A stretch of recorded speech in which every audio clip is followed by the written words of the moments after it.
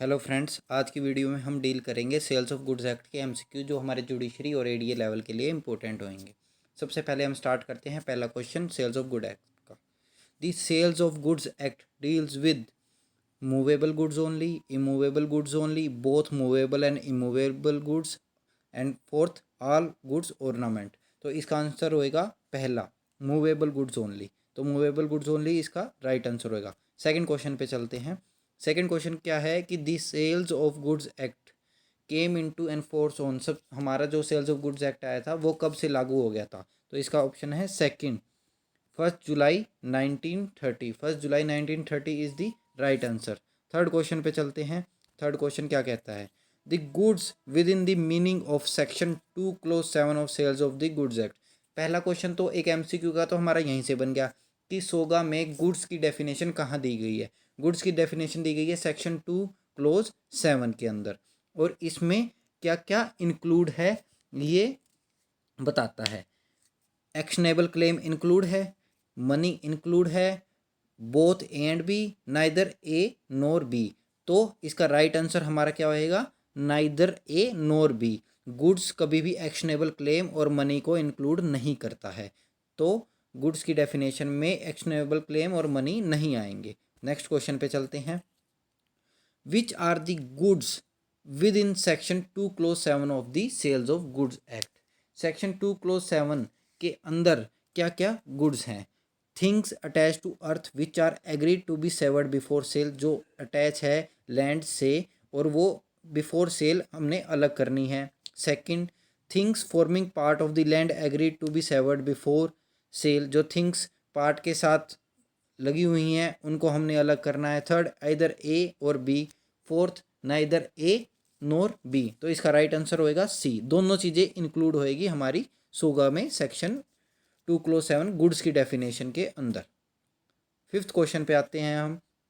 Under section 2 clause 6 of SOGA future goods means, again यहाँ से question आ गया कि जो फ्यूचर गुड्स है उसकी डेफिनेशन कहाँ पे है। उसकी सेक्शन 2 clause सोगा के अंदर फ्यूचर गुड्स की डेफिनेशन है। अब देखते हैं कि क्या क्या है फ्यूचर गुड्स के अंदर। Goods which are not yet in existence, जो अभी एग्जिस्टेंस में है ही नहीं। अनअसर्टेन्ड गुड्स, असर्टेन्ड गुड्स और स्पेसिफिक गुड्स। तो इनमें से राइट आंसर क्या होएगा, फ्यूचर गुड्स कौन से होते हैं, goods which are not in ये एग्जिस्टेंस। इसका मतलब पहला आंसर होएगा इसका। अगले पे आते हैं हम, सिक्स्थ पे। Property under section 2 clause 11 of SOGA means, एक यहीं से बन गया हमारा क्वेश्चन अगेन। जो प्रॉपर्टी है वो कहाँ पे डिफाइंड है, section 2 clause 11 of sales of goods act define करता है प्रॉपर्टी को। वो प्रॉपर्टी कौन सी होती है उसके बारे में बात करते हैं। पहला, the general property in goods. Second, merely a special property in goods. Third, mercantile element in goods. Fourth, quality element in goods. इसका राइट आंसर होएगा first, the general property in good. कोई स्पेसिफिक प्रॉपर्टी नहीं होती, general property in goods section 2 clause 11 की definition में include है। Seventh question पे आते हैं अब। Price under SOGA means, price SOGA के अंडर क्या बोलते हैं हम। पहला, consideration in money. Second, consideration in money और in kind. Third, any act और abstention for the sales of the goods. या फिर D, all of the above. इसका राइट आंसर होएगा कंसिडरेशन इन मनी। सबसे पहला है कंसिडरेशन इन मनी को प्राइस माना गया सोगा के अंडर। नेक्स्ट क्वेश्चन पे चलते हैं जो हमारा एट्थ क्वेश्चन होएगा। Which is provide in section 9 of sales of goods act. Sales of goods act के अंदर क्या प्रोवाइड किया गया है हमारा। सबसे पहले, ascertainment of price. Second, condition and warranties. Third, agreement to sale. Fourth, all of the above. तो इसका राइट आंसर होएगा ascertainment of price. Section 9 of sales of goods act के अंदर दिया गया है कि असर्टेन करते हैं हम प्राइस को। अगला, नाइन्थ हमारा, contract of sale of goods can be conditional, absolute, temporary, इधर ए और बी। तो इसका आंसर, राइट आंसर क्या होएगा, सब गैस कीजिए। इसका राइट आंसर होएगा डी, इधर ए और बी। या तो कंडीशनल हो सकता है contract of sale of goods, या एब्सोलूट हो सकता है, दोनों चीज़ें हो सकता है। टेम्परेरी वो नहीं होएगा। नाइन्थ क्वेश्चन पे चलते हैं, टेंथ पे sorry. Tenth question, in sales of goods condition is limit on the price,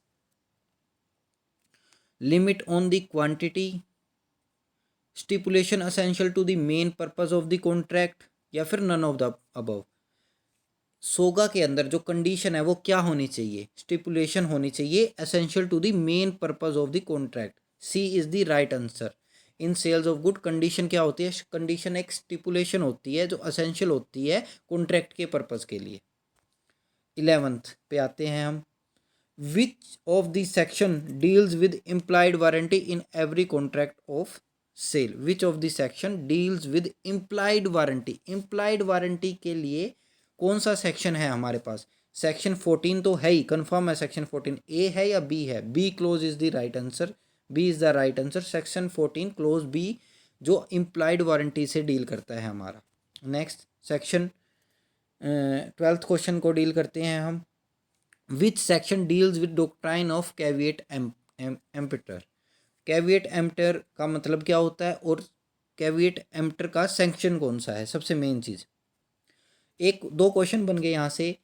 caveat emptor का सबसे मीनिंग ये होता है let the buyer be aware, let the buyer be aware, एक तो इसका ये हो गया। और सेक्शन 16 है जो हमारा डील करता है लेट कैविएट एम्पटर से डील करता है। Let the buyer be aware इसका मीनिंग हो गया, पहला क्वेश्चन यहाँ से। दूसरा section 16 deals with the caveat एम्पटर।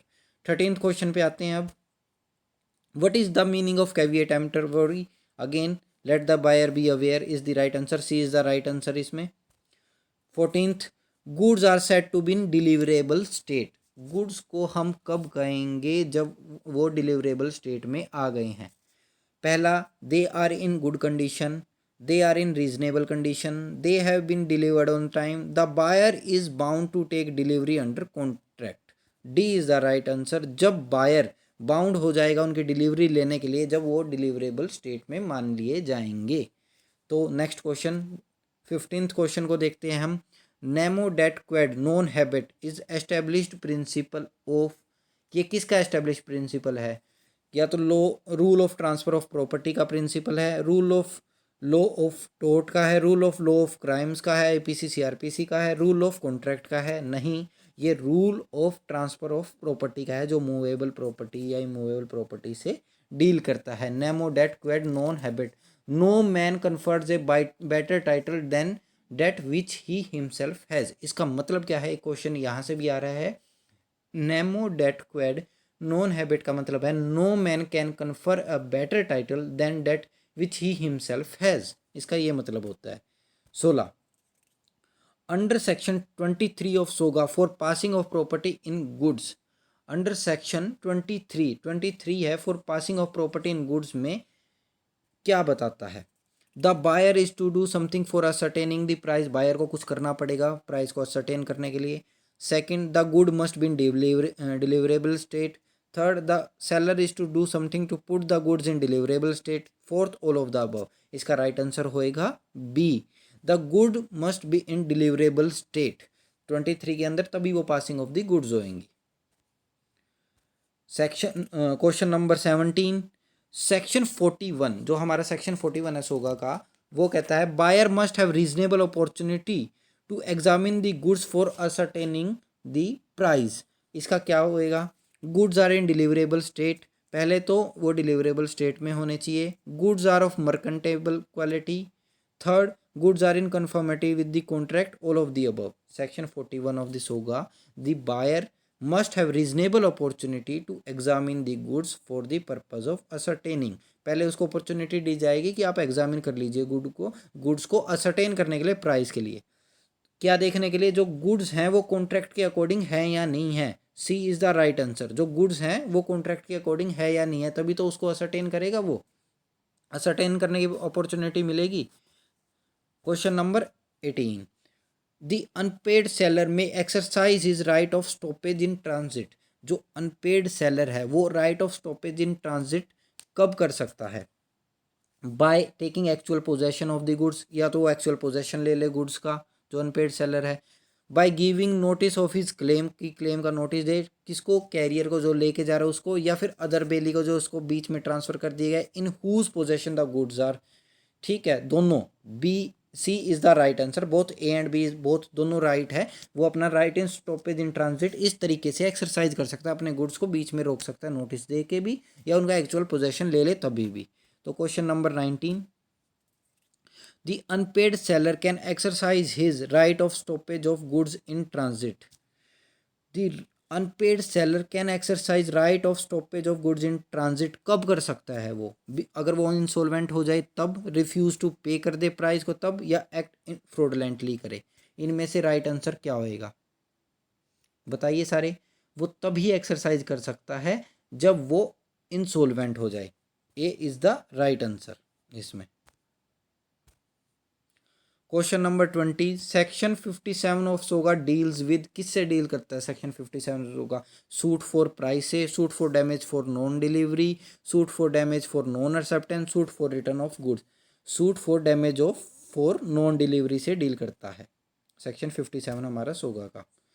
Section 63 of SOGA, reasonable time का मतलब क्या है? क्वेश्चन ऑफ लॉ है, क्वेश्चन ऑफ फैक्ट है, mix question of law and fact है, तो ये क्वेश्चन ऑफ फैक्ट है। सेक्शन 63 इसके रिगार्डिंग है। डायरेक्ट सेक्शन पूछ लेते हैं। Baldry versus Marshall is leading case related to. Baldry versus Marshall is a leading case related to, ये हमारा रिलेटेड है fitness for buyer. Fitness for buyer से रिलेटेड केस है। इसमें जो अदर ऑप्शन है वो नहीं है, इसका A is the right option. 23, the sales of goods under SOGA creates a jus in rem, a jus in personam, या फिर बोथ? इसका होएगा अजस इन रैम। ये इंपॉर्टेंट क्वेश्चन है हमारा। नेक्स्ट क्वेश्चन पे आते हैं हम। Under SOGA delivery can be symbolic, actual, constructive, या all of the above? It is all of the above. D is the right answer. Delivery symbolic भी हो सकती है, एक्चुअल भी हो सकती है, कंस्ट्रक्टिव भी हो सकती है। 25 जो हमारा क्वेश्चन है और लास्ट क्वेश्चन भी है इस वीडियो का, वो क्या कहता है? सोगा इज बेस्ड ऑन, वो सोगा किस एक्ट के पे आया है? The English bill of exchange act, the transfer of property act 1882, the English sales of goods act 1893, Indian contract act 1872। तो C is the right answer. English sales of goods act 1893 के basis पे आया था। तो friends ये हमारी आज की वीडियो थी, MCQs of SOGA sales of goods act 1930 के रिगार्डिंग। इसमें हमने मोस्ट इंपॉर्टेंट क्वेश्चंस देखे जो हमारे जुडिशरी और ADA एग्जाम में आ सकते हैं। और आपको मेरी वीडियो अच्छी लगी हो तो प्लीज़ लाइक कीजिए, शेयर कीजिए, और किसी और सब्जेक्ट के रिगार्डिंग MCQ चाहिए तो प्लीज़ कमेंट कीजिए।